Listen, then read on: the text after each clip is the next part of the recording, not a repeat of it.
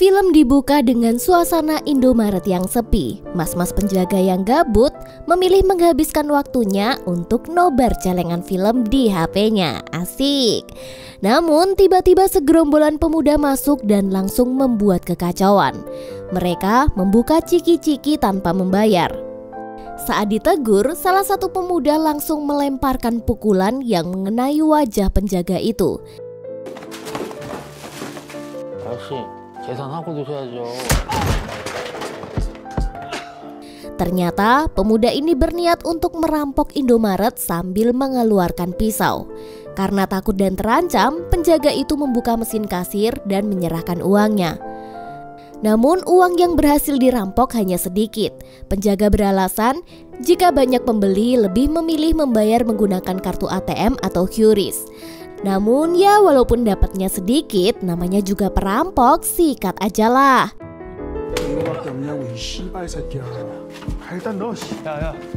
Saat melancarkan aksinya itu, tiba-tiba meja kasir didatangi seorang wanita yang ingin membayar belanjaannya. Dengan tenang, dia menyodorkan sereal dan memberikan uang. Dia bertanya, apa ada uang kembalian? Penjaga itu menjawab dengan nada putus asa jika uangnya sudah berpindah ke tas perampok. Dengan santuy, mbak-mbak ini pun mengambil uang kembalian di tas perampok itu. Merasa diremehkan, si perampok langsung menodongkan pisau ke lehernya. Namun dengan cepat, si wanita langsung menghajarnya tanpa ampun.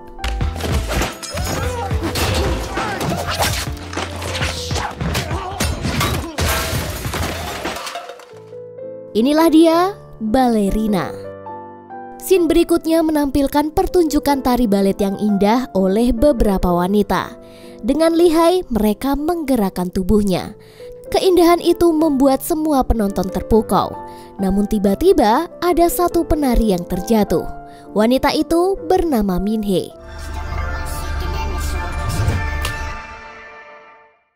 Scene kemudian berpindah ke sebuah rumah yang gelap.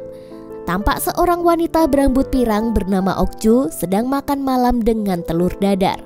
Wajahnya tampak kosong seperti sedang banyak pikiran. Lalu dia memutuskan untuk tidur aja. Saat akan bersiap untuk tidur, tiba-tiba teleponnya berbunyi dari sahabatnya Minhee. Minhee mengajaknya bertemu Okju malam itu. Sambil nyebat, Okju bergegas keluar menggunakan motor dan menuju ke apartemen Minhee. Tak lupa, Okju mampir beli minuman dan menyapa si penjaga warung. 요즘 바빴어? 왜 이렇게 얼굴이 안 보여? Katanya semenjak Okju tidak lagi bekerja, dia terlihat lebih kurus. Namun Okju mengelak dan mengatakan kondisinya baik-baik saja. Sesampainya di apartemen, Minhee tidak membukakan pintu. Karena sudah bersahabat, Okju yang sudah tahu password pintunya pun meminta izin untuk masuk. Namun ternyata di dalam tampak hening seperti tidak ada orang. Lalu Okju menuju kamar Minhee yang dihiasi lampu warna-warni yang mencolok. Di sini Minhee meninggalkan sebuah kotak kado di atas kasur. Okju pun segera membuka kotak itu. Ternyata isinya adalah sepatu balet dan sepucuk surat. Di situ tertulis, "Balaskan dendamku." Okju yang sudah punya feeling gak enak langsung berkeliling ke sudut rumah untuk mencari sahabatnya. Ternyata Minhee ditemukan sudah bunuh diri di dalam bathtub kamar mandi.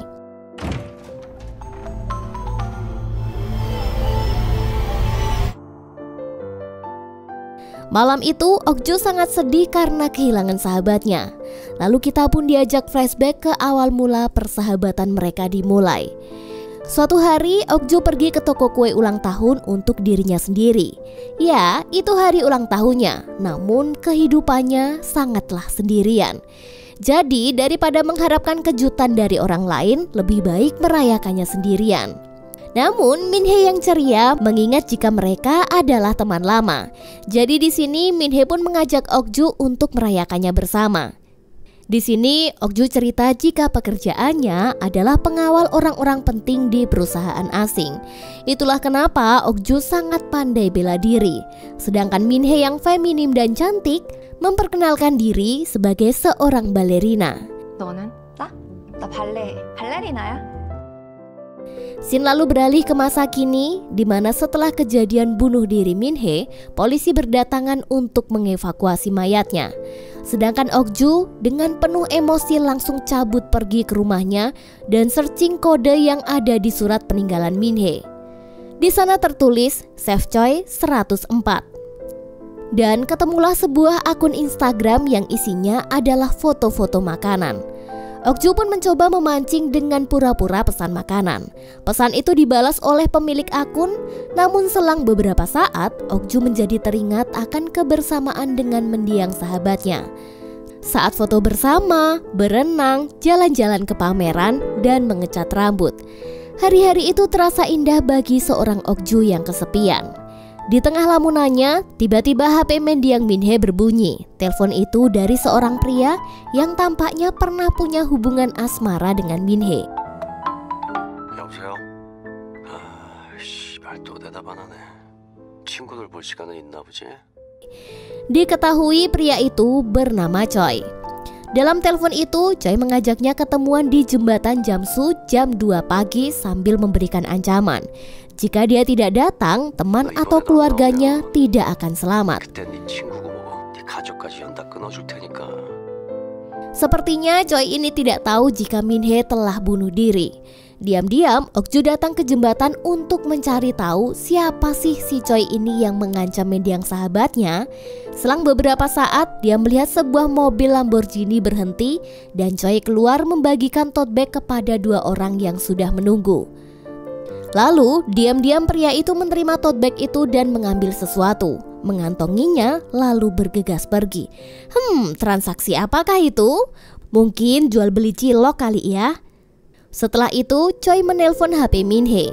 Namun, Ok-ju tidak mau mengangkatnya. Choi pun memutuskan untuk pulang ke rumahnya yang agak aneh. Jadi, rumah ini terpencil yang jauh dari pemukiman penduduk. Sedangkan Ok-ju diam-diam mengikutinya dari belakang. Pagi harinya terlihat Choi sedang berolahraga. Setelah itu, dia pergi ngebut entah kemana. Di sini Ok-ju mengambil kesempatan untuk diam-diam menyusup masuk ke rumah terpencil itu. Tampaknya membobol kunci adalah hal yang mudah baginya.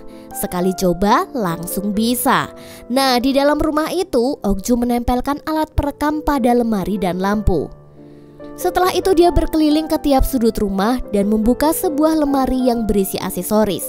Di sana ada topeng, kawat gigi, tindikan pusar, coker jaring, dan juga borgol. Lalu dia membuka laci. Di sana ada banyak sekali flash disk. Ok-ju mengambil sebuah flash disk yang bertuliskan balerina. Dia pun mengeceknya. Ternyata isinya adalah video sahabatnya Min Hee yang sedang diperkaos.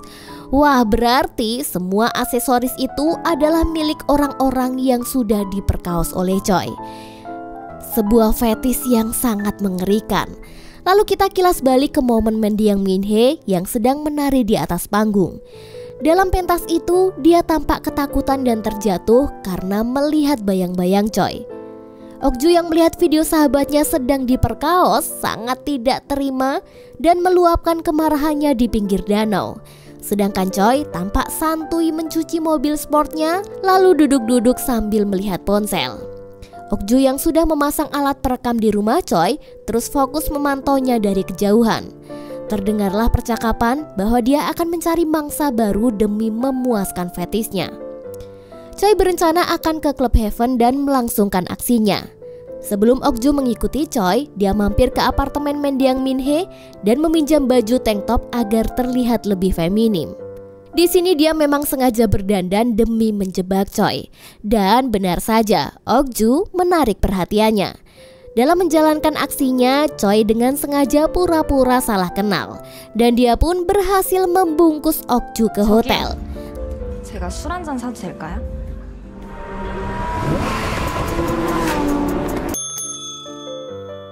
Saat akan memesan kamar, Ok-ju melihat seseorang di balik meja resepsionis yang mencurigakan. Di sini Ok-ju sudah menduga jika orang-orang di hotel ini adalah komplotannya.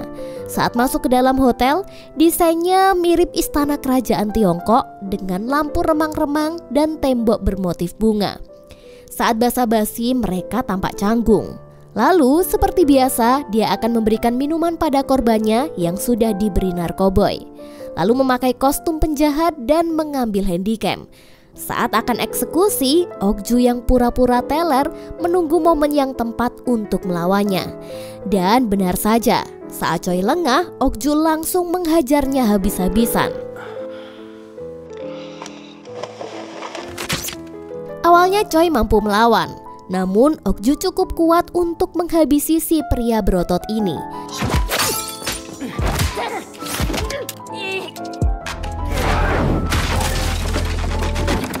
Dengan bengis, Okju mampu menyobek pipi Choi dengan pisau.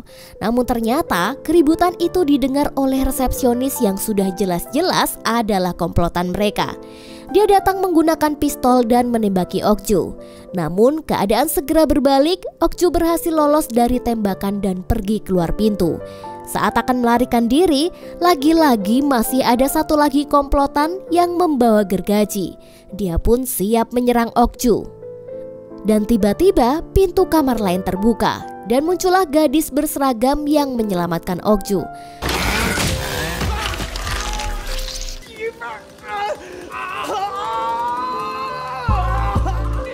Akhirnya Okju dan si gadis berseragam SMA ini pun berhasil kabur menggunakan Lamborghini milik Choi.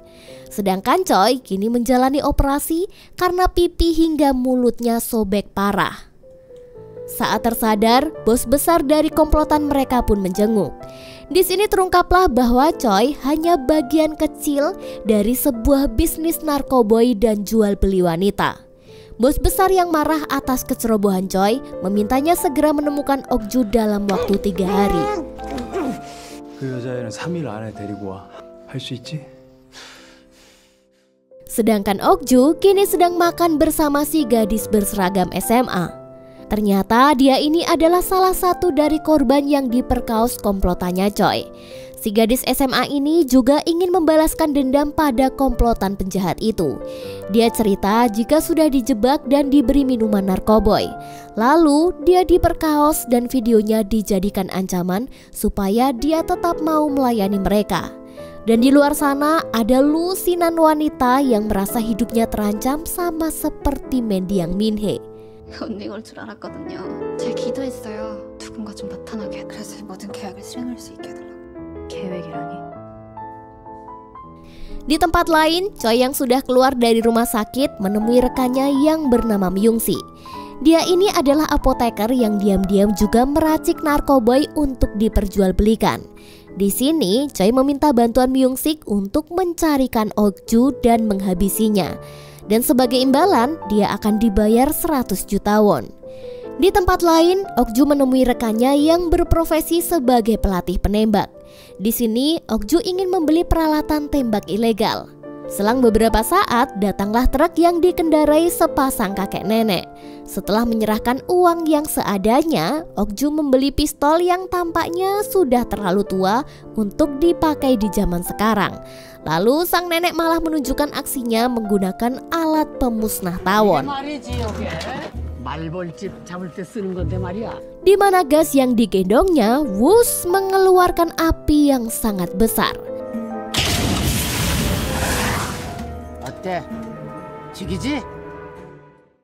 Lalu kita beralih ke Myung-sik, orang suruhan Choi.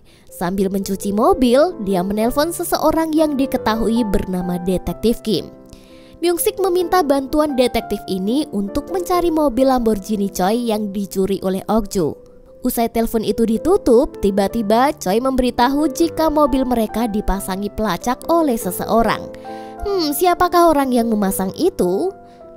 Oke, balik lagi ke Okju yang sedang membersihkan pistol tua yang dibelinya. Si gadis SMA yang sudah tidak sabar untuk balas dendam meminta Okju untuk segera melancarkan aksinya. Dia juga meminta diajari menggunakan pistol. Namun Okju mengabaikannya.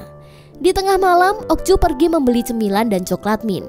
Di sana dia kembali teringat dengan indahnya persahabatan dengan Minhee yang ceria.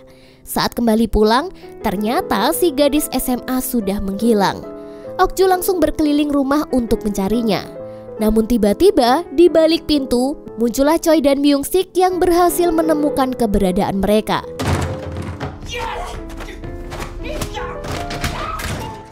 Di sini mereka langsung menyerangnya. Beruntunglah Okju bisa melarikan diri dengan memecahkan jendela. Scene lalu berpindah ke arena pacuan kuda. Choi yang berhasil menangkap Okju mengaku jika dia sudah membunuhnya dan membuang mayat Okju ke pegunungan Bugaksan. Sedangkan kini si gadis SMA telah mereka sandra. Bos besar lalu marah pada Choi karena malah membunuh Okju dan mengira si gadis SMA ini bisa saja membocorkannya. Bos besar ingin mengeluarkan Choi dari bisnis mereka karena dianggap perbuatannya sangat ceroboh. Karena merasa frustasi tak berhasil menangkap Okju, Choi ingin menghajar si gadis SMA menggunakan tongkat golf. 뒤돌아서 벽 잡고 서 있어. 알겠지? Lalu kita beralih ke hotel tempat komplotan itu bersembunyi. Di sana, si resepsionis sedang promosi mengenai gadis-gadis yang mereka jual. Lalu bel berbunyi tanda ada orang yang ingin check-in. Ternyata yang datang adalah Okju dan langsung menghajar resepsionis itu. Kini target Okju selanjutnya adalah si botak yang kakinya buntung akibat kena gergaji. Dan dengan sekali tembak, si botak itu pun tewas di tangan Okju.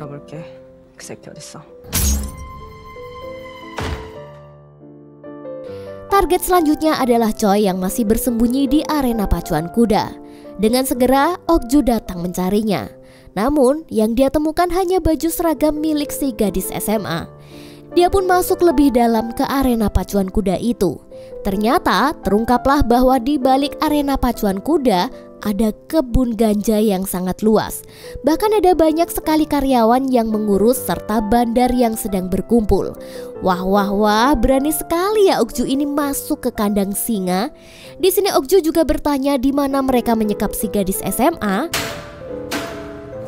내가 뭐 하나만 물어볼게. 내가 이만한 여자의 명을 찾고 있거든. Sang bos besar pun muncul dan dengan santuy ingin mengajaknya diskusi dulu. Namun Okju menolak basa-basi itu dan dengan cekatan dia menembak kepala bos besar hingga tewas. 내가 너한테 뭐 개인적인 감정이 있는 거. Semua orang yang melihat itu benar-benar sangat ketakutan menjadi korban selanjutnya. Saat akan melepaskan tembakan selanjutnya, dia berpura-pura kehabisan peluru. Seketika, semua orang di dalam kebun itu menyerang Okju. Namun ternyata kehabisan peluru itu hanya trik aja guys. Okju pun langsung mengambil pistol selanjutnya dan menghabisi orang yang begitu banyak. Tak hanya menggunakan pistol, kemampuannya bela diri mampu mengalahkannya satu persatu.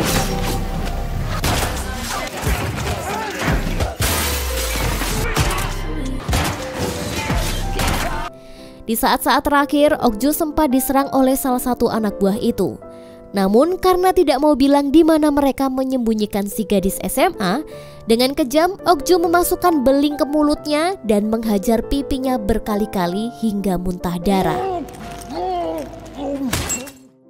Setelah berhasil mengalahkan mereka semua, datanglah Myung-sik menggunakan mobil sambil membawa si gadis SMA yang telah pingsan dihajar. Okju yang sangat emosi bersiap menembak Myung-sik. Namun aksinya kalah cepat dengan Choi yang tiba-tiba muncul dan menembak lengan Okju. Selanjutnya, karena Choi merasa Myung-sik tidak berguna, dia pun juga langsung menembaknya. Kini tinggallah Choi dan Okju seorang. Saat Choi akan menghabisi Okju, si gadis SMA ini tiba-tiba bangun dan mengalihkan perhatiannya. Sehingga di sini Okju pun berhasil menembaki kaki dan perutnya.